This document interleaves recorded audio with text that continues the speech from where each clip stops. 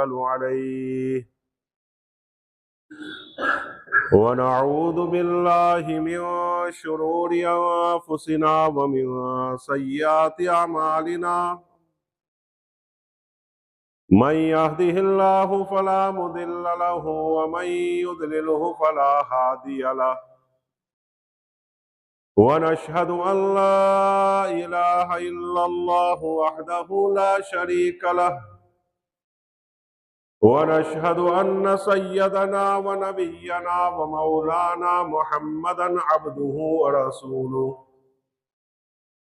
इमामुल मशरिक़ैन व इमामुल मग़रिबैन रसूलन मक्कियन मदनियन हाशमियन कुरैशियन कर्रूबियन रूहानियन रैहानिया नबियन तक़ियन नक़ियन वलियन दुर्रियन शमसियन क़मरियन बदरियन बशीरन नज़ीरा व सल्लल्लाहु तआला अलैहि व अला आलिहि व सल्लम तस्लीमन कसीरन कसीरा अम्मा बादु फ़अऊज़ु बिल्लाहि मिनश शैतानिर रजीम बिस्मिल्लाहिर रहमानिर रहीम वला तक़ूलू लिमन युक़तलु फ़ी सबीलिल्लाहि अमवात बल अहयाउन वलाकिन ला तशऊरून। अल्लाह तबारक व तआला कुरान पाक में इरशाद फरमाता है कि जो लोग अल्लाह के रास्ते में मर गए, शहीद हो गए, उसको मुर्दा न कहो, ये जिंदा है, तुमको उसका शुऊर नहीं है। सदक़ल्लाहु मौलाना अज़ीम। पत्ता पत्ता बोटा बोटा हल हमारा जाने है,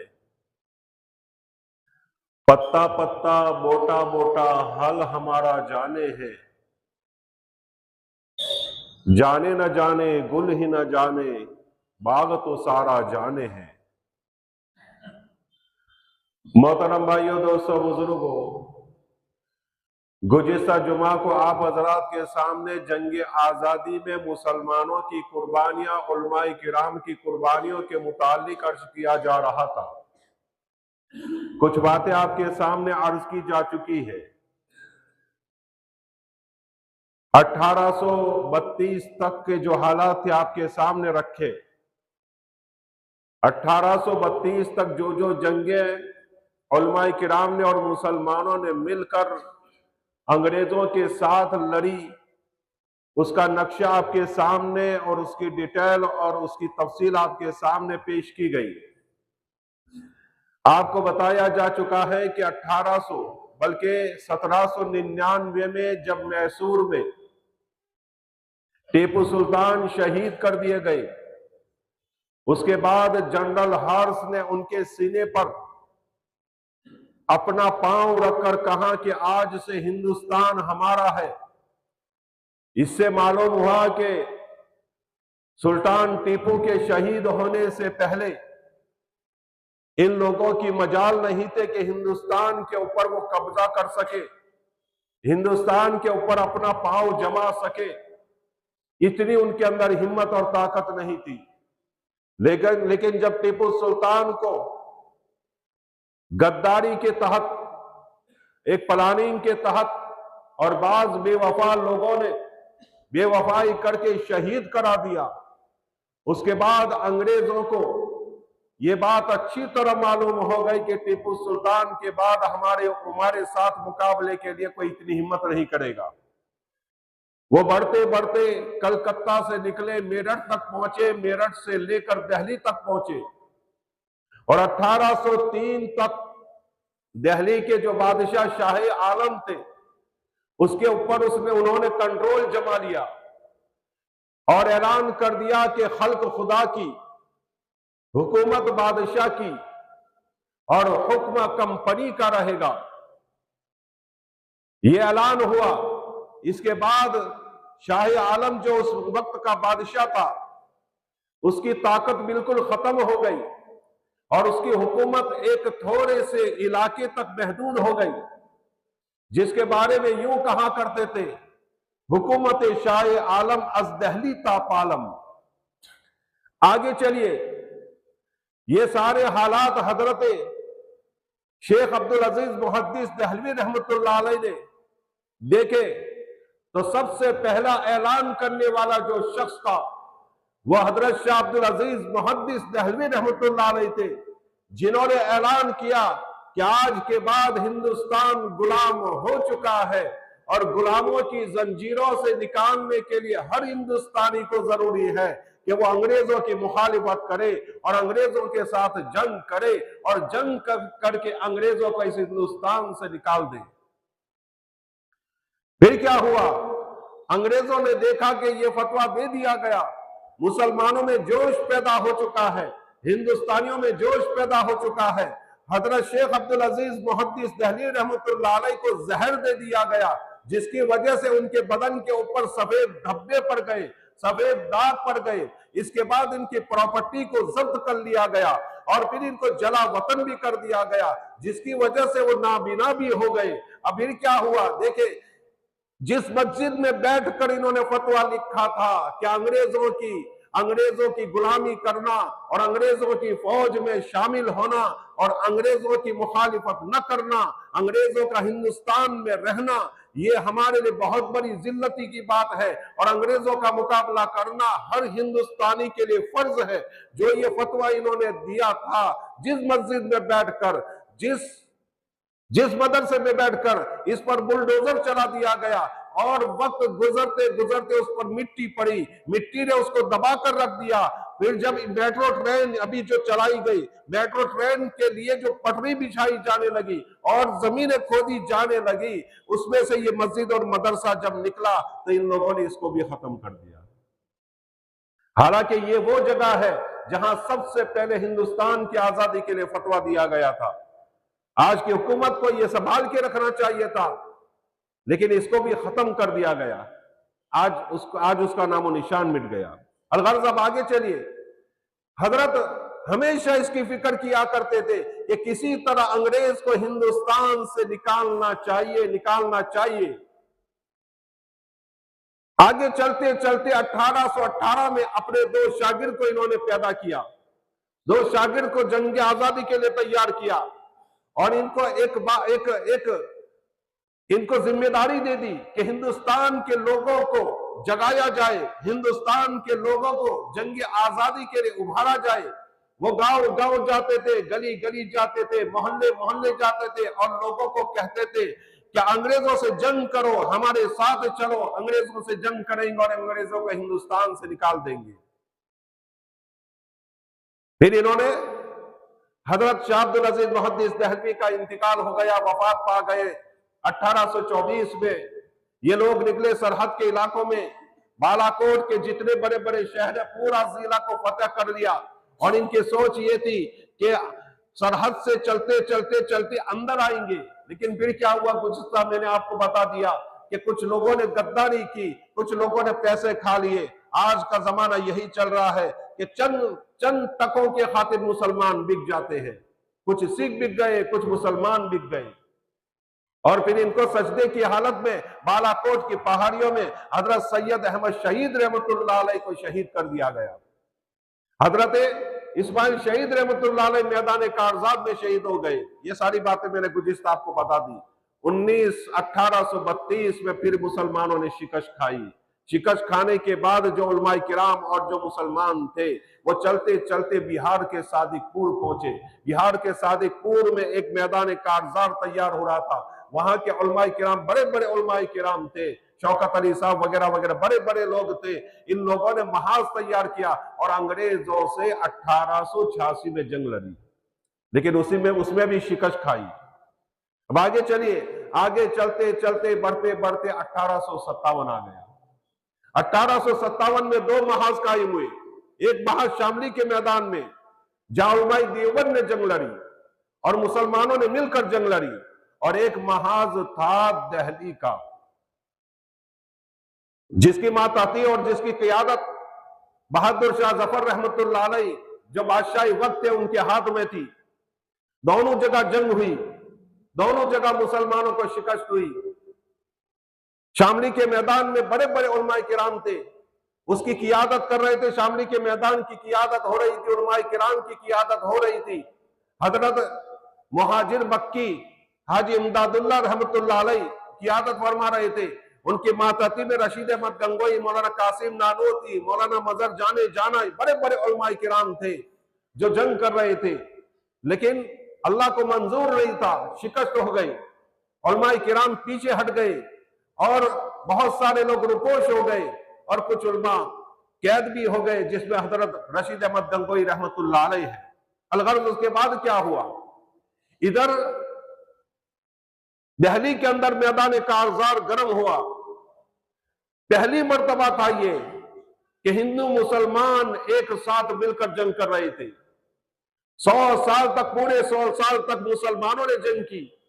मुसलमान अंग्रेजों से टकराते रहे, मुसलमान अंग्रेजों की मुखालिफत करते रहे, मुसलमान आए दिन इनसे जंग करते थे और शहादत पाते थे और कैद होते थे वगैरह वगैरह, बहुत कुछ मुसीबतें उठाते थे। 100 साल के बाद एक वक्त वो भी आया कि हिंदू लोगों ने देखा, गैर मुस्लिमों ने देखा कि इस जंग में हमें शरीक होना चाहिए, मुसलमानों के साथ हमें लड़ना चाहिए, मुसलमानों से मिलकर हमें अंग्रेजों से लड़ना चाहिए। चुनांचे ये पहली मर्तबा था कि बहादुर शाह जफर रहमतुल्लाह अलैह की मातहती और की क़ियादत में दिल्ली के अंदर मैदान कारजार गर्म हुआ और जंग लड़ी गई, लेकिन वहां भी मुसलमानों को शिकस्त हुई। शिकस्त के बाद बहादुर शाह जफर रहमतुल्लाह अलैह को एक बात यह भी है कि जंग में 29,000 लोग मुसलमान 29,000 लोग शहीद हुए। 29,000 लोग शहीद हुए। जरा सोचे, 29,000 लोग जब शहीद हुए हैं तो लोग लड़ने वाले कितने होंगे, कितने लाखों लोग जंग करने वाले होंगे। और ये भी आपको बताते चले कि 24,000 मुसलमान शहीद हुए थे और 5,000 हिंदू शहीद हुए थे।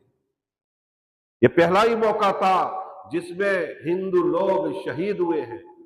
इसीलिए आप इनकी किताबें उठाकर देखेंगे तो पिछली जो 100 साल में जंग हुई उनकी किताबों में यह तस्करा नहीं मिलेगा, इनके इतिहास में और इनकी तारीखों में, इनके मौरिखीन ने यह नहीं लिखा, बल्कि इन लोगों ने अंग्रेज मौरिखीन पर, मुस्तशरिकीन पर ऐसा दबाव डाला कि सबसे पहली किताब एक रूसी मौरिख ने लिखी, उसमें भी उसने ये जिक्र नहीं किया कि 100 साल तक मुसलमान लड़ते रहे, बल्कि उसने ये लिखा कि पहली जंग 1857 में हुई। वजह यह है कि क्योंकि उसमें हिंदू शरीक हुए थे। अलगर्ज बात लंबी है, मैं आपको अर्ज कर दूं, बहादुर शाह जफर रहमतुल्लाह अलैह को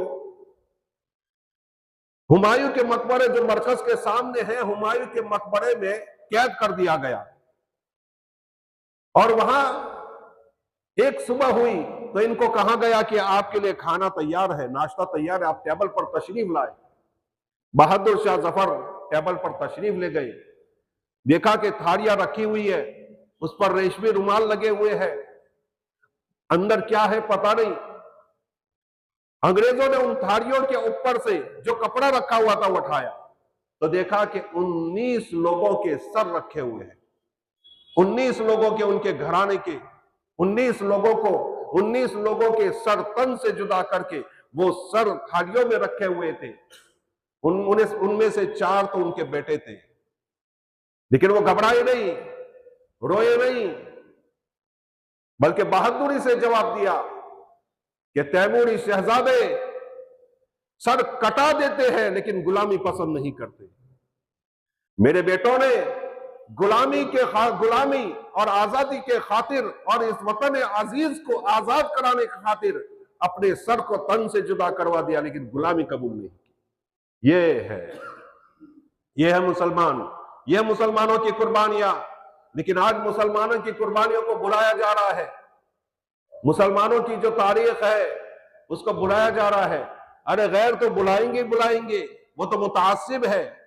हजरत मौलाना अबुल कलाम आजाद रहमतुल्लाह अलैहि फरमाया करते थे कि दुनिया 10,000 साल क्या 10 लाख साल तक बाकी भी रहे, तब भी गैर मुस्लिमों यानी हिंदुओं के दिलों से मुसलमानों का तासुब और मुसलमानों की दिलों से अपने बारों के बारे में गलत फहमी और बदगुमानी खत्म नहीं होगी।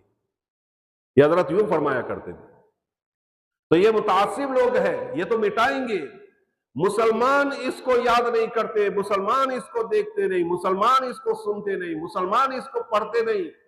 ये भी पसे पर्दा इन लोगों के साथ है मुसलमानों की तारीख को मिटाने में। गोया मुसलमान भी इनको साथ दे रहे हैं। इसलिए हमारे बच्चों को जरूरी है कि हमारे बच्चों को हिंदुस्तान की वतन अजीज को आजाद कराने के लिए जो कुर्बानियां दी है, उन कुर्बानियों को तज़किरा किया जाए, उन कुर्बानियों को बयान किया जाए बच्चों के सामने, अपने जवानों के सामने, ताकि पता चले। ये मैं एहतिमाम के साथ हर साल में आपके सामने जंग आजादी की तारीख पेश करता हूं। हर साल में आपके सामने इसीलिए मैं पेश करता हूं क्या आपको पता लग जाए, आपको मालूम हो जाए, बल्कि आपको अजबर हो जाए, ताकि अपने बच्चों को बता सके, अपने जवानों को बता सके, मुसलमान भाइयों को बता सके कि इस वतन अजीज को, हिंदुस्तान को आजाद कराने में मुसलमानों की क्या क्या कुर्बानियां हैं।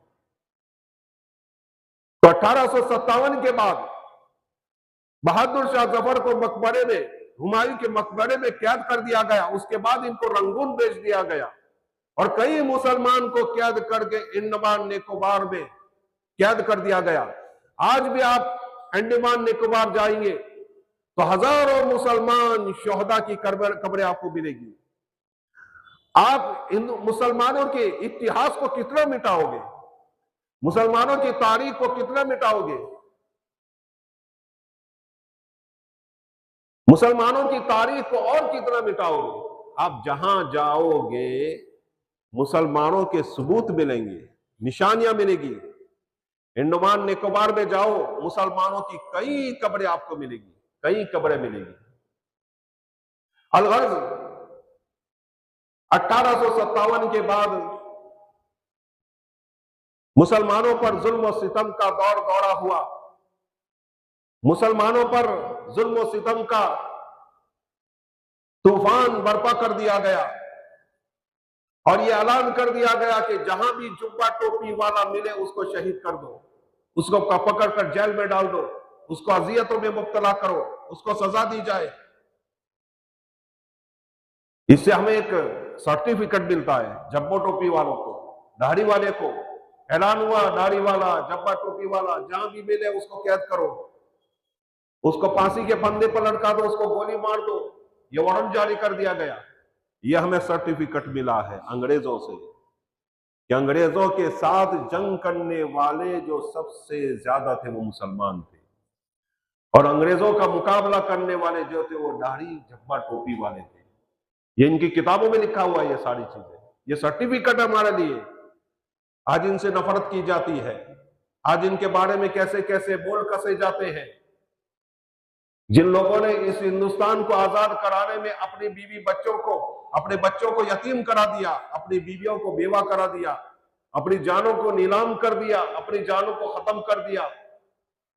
ये जंग आजादी में और हिंदुस्तान को आजाद कराने में जिन लोगों ने जिद्दोजहद की और कोशिशें और फिक्रें की, इनके बारे में कैसे कैसे फकरे कसे जाते, कैसे कैसे बोल बोले जाते। अलगर्ज आम एक कुरानों को जला गया। किताबों में ये लिखा है, तारीख में लिखा है, 3 लाख कुरान के नुस्खे जलाए गए। 55,000 मुसलमान उलमाए किराम को फांसी पर लटका दिया गया। और ये भी इनकी किताबों में लिखा है कि इतनी देर तक लटकाए रहते थे, इतनी मुद्दत तक लटकाए रहते थे कि मुसलमान जो लटकाया था, जो उलमाए किराम थे, उनकी लाश मुड़कर 8 बन जाती थी। इंग्लिश का 8, पैर यूं घूम जाते थे और ये बदन यहां से यूं घूम जाता था। इंग्लिश का 8 बन जाता था। इतने मुद्दत तक लटकाए रखते थे ताकि लोग देखकर घबराए कि देखो उलमाए किराम का क्या हाल किया है, हमारा क्या हाल होगा। पंडित मेवाराम गुप्ता अपने इतिहास में लिखते हैं कि 5 लाख मुसलमानों को शहीद कर दिया गया और 55,000 मुसलमान उलमाए किराम को फांसी पर चढ़ा दिया गया। ये मुसलमानों का इतिहास है। ये मुसलमानों की जंग आजादी और वतन अजीज को आजाद कराने की कुर्बानियां हैं। ये जिद्दोजहद है, सब कुछ कुर्बान कर दिया। अब आगे चलते हैं। 1866 आता है। यहां से उलमाए किराम 1857 में जब शिकस्त हो गई तो इधर उधर रुपोश हो गए। हजरत मौलाना इमदादुल्लाह मुहाजिर मक्की रहमतुल्लाह अलैह मक्का तशरीफ ले गए, हरमैन शरीफ तशरीफ ले गए, काबा के सामने सजदा रेज होकर दुआएं करते थे, अल्लाह वतन अजीज का क्या होगा, हिंदुस्तान का क्या होगा, अल्लाह मुसलमानों पर रहम फरमा, मुसलमानों का क्या होगा, अंग्रेज जुल्म कर रहे हैं और हिंदुस्तान को कब्जे में लिए हुए हैं, अल्लाह मुसलमानों को ताकत और सरखुरी नसीब फरमा, अल्लाह हिंदुस्तान को आजादी नसीब फरमा। ये दुआ कर रहे। अल्लाह ताला ने उलमाए किराम के दिल में इल्हाम किया, एक मदरसे की बुनियाद डाली जाए, एक मदरसे की बुनियाद डाली जाए जिससे मुजाहिद पैदा हो, अंग्रेजों से लड़ने वाले तैयार हो। और 1857 की जंग आजादी के बाद जब मुसलमानों को शिकस्त हो गई तो इंग्लैंड से बड़े बड़े पोप पादरी लाए गए और पादरियों की फौज उतार दी। इन्होंने पादरियों की फौज उतार दी और ऐलान कर दिया कि पूरे हिंदुस्तान को ईसाइयत में तब्दील कर देंगे। और जगह जगह इन्होंने चर्च बना दिए और लोगों को ईसाइयत की तरफ बुलाने लगे। और करीब था कि बहुत सारे लोग ईसाइयत में मुंतकिल हो जाते और ईसाइयत धर्म कबूल कर लेते, लेकिन अल्लाह ताला ने उलमाए किराम के दिल में बात डाली कि जंग आजादी में अंग्रेजों से लड़ने के लिए और अपनी मुसलमानों की ईमान की हिफाजत के लिए एक जमात तैयार की जाए।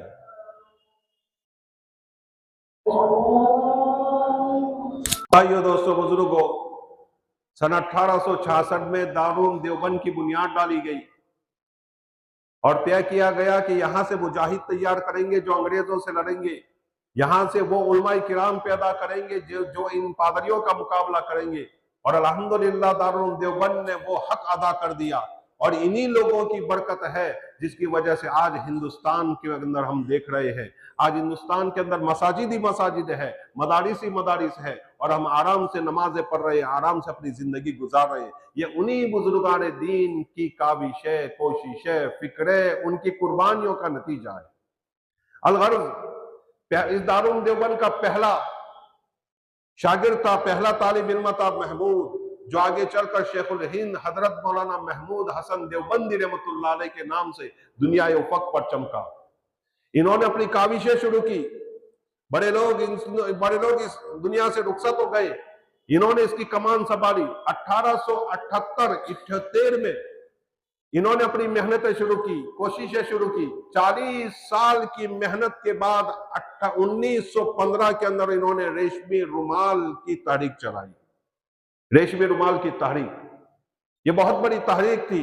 रेशमी रुमाल क्या था कि एक इन्होंने बहुत बड़ा हिंदुस्तान से छोड़कर अफगानिस्तान के अंदर एक हुकूमत कायम की, आजाद भारत फौज की हुकूमत, आजाद भारत।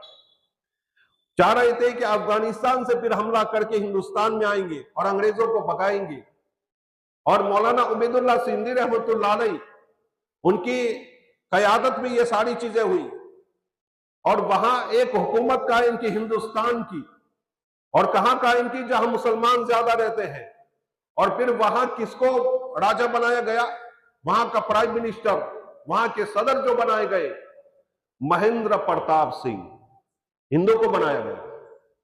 ये है गंगा जमनी तहजीब, ये है मुसलमान उलमाए किराम जो सबको साथ लेकर चलते हैं। चाहते मुसलमान ज्यादा है, मुसलमानों का मुल्क है, वहां रहकर एक हिंदुस्तान की हुकूमत कायम की जा रही है, तो मुसलमान चाहते कि हम बने, लेकिन नहीं। इन्होंने गंगा जमनी तहजीब बाकी रखने के लिए सबसे पहला जो राजा चुना, सबसे पहला जो बादशाह चुना, प्राइम मिनिस्टर चुना, वो था महेंद्र सिंह प्रताप। अलगर्ज, लेकिन 1915 की जो ये तहरीक चली थी रेशमी रुमाल, हजरत शेखुल हिंद रहमतुल्लाह अलैह मक्का शरीफ में थे। यहां अंग्रेजों को पता लग गया। ये रेशमी रुमाल क्या था कि खत लिख के जाते थे। रेशमी रुमाल, उसमें लिखा जाता था, अगर कोई उसको देखता था खोलकर तो कुछ नहीं होता था। उसको धूप में अगर देखते थे तो अंदर कुछ लिखा हुआ मालूम होता था।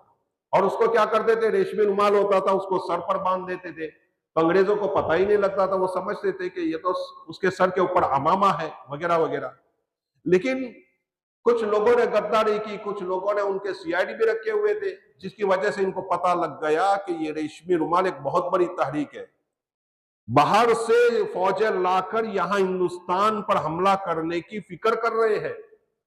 जब ये बात पता चली तो इन लोगों ने हुसैन शरीफ कोई था वहां मक्का का जो हाकिम, उसको इत्तला की।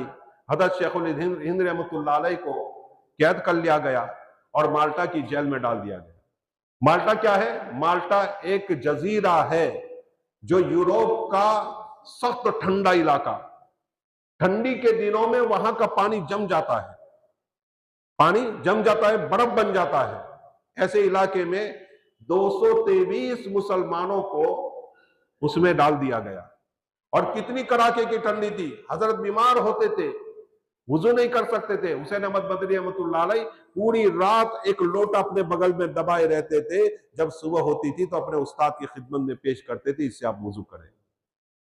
ये इसलिए लोटा दबा देते थे ताकि ये भी बर्फ न बन जाए, ये भी बर्फ न बन जाए, तो अपने उस्ताद की खिदमत में पेश करते थे। और जेल के अंदर कोबरा सांप जो होता है, सबसे खतरनाक जहरीले जो सांप होते थे, वो डाल दिए जाते थे ताकि इनको डसे और ये लोग मर जाए। लेकिन जब ये सांप डाले जाते थे तो हजरत शेखुल हिंद महमूद अल हसन देवबंदी रहमतुल्लाह अलैह फरमाते थे अपने शागिर्द हुसैन अहमद मदनी रहमतुल्लाह अलैह को, क्या हुसैन शुरू करो जिक्र, अल्लाह अल्लाह की जर्ब लगाओ। जब वो बैठते थे चार जानू बैठकर अल्लाह अल्लाह का जिक्र लगाते थे, अल्लाह अल्लाह इल्लल्लाह इल्लल्लाह, ये जर्ब लगाते थे, तो सांप भी उनके सामने आकर खड़े हो जाते थे और उनके साथ झूमने लग जाते थे। अंग्रेज ताज्जुब करता था, हैरत में पड़ जाता था कि ये क्या माजरा है। अंग्रेज कहते थे कि महमूद उल हसन सिर्फ इतना कह दो कि हम अंग्रेजों के मुखालिफ नहीं है, हम आपको छोड़ देंगे। वो कहते थे अंग्रेजों का मुखालिफ तो मैं कल भी था, आज भी हूं, आइंदा भी मैं अंग्रेजों का मुखालिफ रहूंगा। फिर इनका अंगारों पर लिटा दिया जाता था और उनकी चर्बी और उनके गोश्त पिघल पिघल कर उस अंगारों को बुझाया करते थे। जब 3.5 साल के बाद जब वो छूट कर आए तो बंबई के बंदरगाह पर उतरे। अंग्रेजों ने कहा कि हजरत बुरे हो गए हो, आप हदीस का दर्स दीजिए और एक कोने में बैठकर अल्लाह अल्लाह कीजिए। हजरत ने कहा मैं अगरचे बुरा हो गया हूं, मैं अपने शागिर्दों से कहूंगा कि मुझे 4 पाई पर बिठा दिया जाए और मुझे मेरी 4 पाई को तुम उठाओ 4 आदमी और हिंदुस्तान की गली गली में मुझे घुमाओ। मैं ऐलान करूंगा कि अंग्रेजों का हिंदुस्तान पर कोई हक नहीं है, नाजायज इन्होंने कब्जा किया है। अंग्रेजों से जंग करना और अंग्रेजों को हिंदुस्तान से निकालना हर हिंदुस्तानी का फर्ज है। और जब वो आए तो इनकी नजर पर एक बैरिस्टर गांधी जी पर पड़ी। कहा ये कौन? कहा ये अफ्रीका से बैरिस्टर होकर आए हैं। तो हजरत ने इनको कहा कि अब इनके साथ हम हिंदुओं को मिलाएंगे। और जमीयत उलमा हिंद ने उस वक्त 25,000 रुपए के खर्च से महात्मा गांधी को पूरे हिंदुस्तान में घुमाया। 25,000 आज के 10 करोड़ के बराबर होते होंगे। अलगर्ज सारा फंड इन्होंने इकट्ठा करके पूरे हिंदुस्तान में महात्मा गांधी को घुमाया गया। और महात्मा का लक़ब सबसे पहले जिस आदमी ने दिया वो हजरत मौलाना अब्दुल हई फरंगी महली रहमतुल्लाह अलैह। यही वो मुसलमान है कि जलियांवाला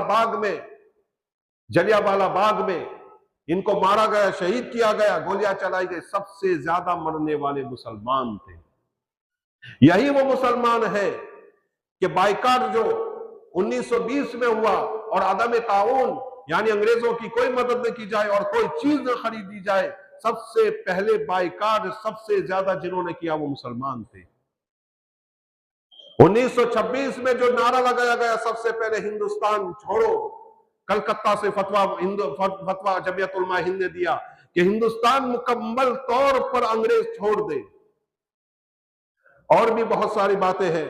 1942 में जमीयत उलमा हिंद ने बहुत सारी काविशें की वगैरह वगैरह। तो मुसलमानों की बहुत सारी तारीखें हैं मुसलमानों की बहुत सारी कुर्बानियां हैं इस वतन अजीज को, इस हिंदुस्तान को आजाद कराने में। लेकिन बहुत बड़ी अफसोस की बात है कि हिंदुस्तान किस तरह आजाद हुआ, मुसलमान भाई बहनों ने कितनी कुर्बानियां दी, वो हमें मालूम नहीं होती। हम उसको जानने की कोशिश नहीं करते, हम उसको सुनने की कोशिश नहीं करते। मैंने गुज़िश्ता जुमा को ऐलान किया था भाई, आइंदा जुमा को भी जंग आजादी के मुतालिक में आपके सामने कुछ बातें अर्ज करूंगा, लेकिन देखो कितने लोग यहाँ मौजूद हैं। अभी अजान हो गई तब भी कोई मौजूद नहीं, बहुत सारे कम लोग मौजूद हैं सुनने वाले। कितने लोग आपको मिलेंगे? ये मैं इसी मस्जिद की शिकायत नहीं करता, सिर्फ इस मस्जिद की शिकायत नहीं करता, मैं गोधरा की तमाम मस्जिदों की शिकायत करता हूं। आप देखें, जब खुतबा शुरू होगा तो ऐलान करने वाला ऐलान करेगा बाकायदा, भाई खुतबा खड़ा हो गया है चलो, लेकिन कोई ऐलान करने वाला ये नहीं होगा कि भाई अजान की तैयारी है, चलो जामा मस्जिद, चलो हमारी मस्जिद, चलो हमारी मोहल्ले की मस्जिद। हाँ, यहां से जहां जल्दी नमाजें होती है वहां 25 मिनट पहले अपने घर से निकलने की उनको तौफीक हो जाएगी, लेकिन अपनी मोहल्ले की मस्जिद में निकलने की तौफीक नहीं कि चलो 25 मिनट 20 मिनट पहले हम निकल जाए। अपना पेट्रोल इस्तेमाल करके, अपनी गाड़ी इस्तेमाल करके दूर दराज तक जाएंगे जल्दी नमाज पढ़ने के लिए कि वहां जल्दी नमाज होती है। मुझे बताओ, आप यहां से जाओगे आओगे 15 मिनट जाना आना, आधा घंटा तो ये हो गया। हफ्ते में एक नमाज आती है जो जहरी होती है, जिसको जुमा कहा गया, जो मिलने की जगह कही गई कि मोहल्ले वाले सब मिले, अतराफ के लोग मिले, एक मिलने के लिए। एक अल्लाह ताला ने, अल्लाह के रसूल सल्लल्लाहु अलैहि वसल्लम ने एक निजाम हमें बताया, उसमें मिलने की तौफीक नहीं होती। आप दूसरे इलाकों में चले जाए, 12:30 बजे से जामा मस्जिद में जगह नहीं मिलेगी। 12:30 बजे पहले से कितनी मस्जिदें आपको ऐसे मिलेगी। हम तो बहुत सारे जगहों के ऊपर जमात में गए हैं, 3-3 4-4 मंजिला बढ़ जाती है 11 बजे से। कितनी जगह ऐसी है कि 10 बजे जाकर आपको रुमाल रखना पड़ता है। लेकिन आज हमारे, बहुत अफसोस की बात है हमारे गोधरा के लिए, ये रिकॉर्डिंग हो रहा है, मुझे नाम नहीं बोलना चाहिए था, लेकिन मजबूर हूं मैं ये कहने के लिए कि आज हमारे माशरे का क्या हाल हो रहा है। जब तक हमारी जुमा सही नहीं होगी तब तक हमारे दूसरे दिन भी सही नहीं होंगे। उलमा ने लिखा है, जुमा दुरुस्त कर लो, दूसरे दिन भी तुम्हारे दुरुस्त हो जाएंगे। लेकिन हमारी जुमाई दुरुस्त नहीं, हमारी जुमाई दुरुस्त नहीं तो कि दूसरे दिन कैसे दुरुस्त होंगे। हालांकि जुमा का दिन वो जुमा है, वो दिन है जिसमें दुआएं कबूल होती है। ये हमारे मिलन का, आपस में मिल बैठकर एक दूसरे के दुख दर्द बांटने का दिन है, दुख दर्द बांटने की जगह है और नमाज है। लेकिन इसकी कदर हमें नहीं है। जिस दिन ये चीज भी छीन जाएगी तब तुम्हें कदर होगी कि अफसोस हमने कदर नहीं की। कितने लोग, आप चले जाए हॉस्पिटलों में, अपनी एरिया बिस्तरे मर्ग पर करते हैं और कहते हैं काश हमारे अंदर ताकत होती तो हम 10 बजे से हम मस्जिद में जाकर बैठ जाते। जाकर पूछे इनको, अल्लाह ने ताकत दी है, कुव्वत दी है, तो जल्दी आने की कोशिश करें। वक्त ज्यादा हो गया है, मैं आपसे माफी मांगूंगा। बहुत दिनों से यह बात मुझे कहनी थी, इसलिए मैं अफसोस के साथ आपको कह रहा हूं। अभी खुतबा खड़ा होगा, ऐलान होगी, तो चौराहों से लोग दौड़ कराएंगे, दौड़ा कराएंगे। अल्लाह और उसके रसूल सल्लल्लाहु अलैहि वसल्लम की बात कोई सुनने के लिए तैयार नहीं। ये हालात हमारे बन गए हैं। जब ये हमारे हालात जब से ऐसे बने हैं, तब से हमारे अंदर से दीनदारी खत्म होती जा रही है। इसलिए मैं तो अक्सर यूं कहता हूं कि हर मस्जिद में 1:15 बजे ही नमाज होनी चाहिए, हर मस्जिद में, कहीं जल्दी भी नहीं, कहीं देर से भी नहीं। हाँ, किसी को देर से करनी है तो करे, किसी को 1:30 बजे करनी हो, 1:45 बजे करनी हो, 2 बजे करनी हो, 2:15 बजे का उसके, लेकिन 1:15 बजे से पहले कोई भी ना करे, ताकि इमाम को मोहल्ले के अफराद मिले। पूरे दिन में, पूरे हफ्ते में मोहल्ले में क्या क्या हुआ और क्या क्या उसके सॉल्यूशन है, उसकी रहनुमाई क्या है, उसके बारे में क्या क्या तालीम देनी है, वो तालीम देने के लिए उसको कुछ बात कह सके वो। लेकिन उसके लिए कोई, किसी के पास टाइम ही नहीं है। अलगर्ज ये कुछ दुख की बातें हैं, उस पर हमें फिक्र करनी चाहिए और हमारी ये जो चौराहे आबाद रहते हैं जुमा के अजान के वक्त और जुमा के अजान से पहले, इसको ख़त्म करने की कोशिश करनी चाहिए। अल्लाह ताला कहीं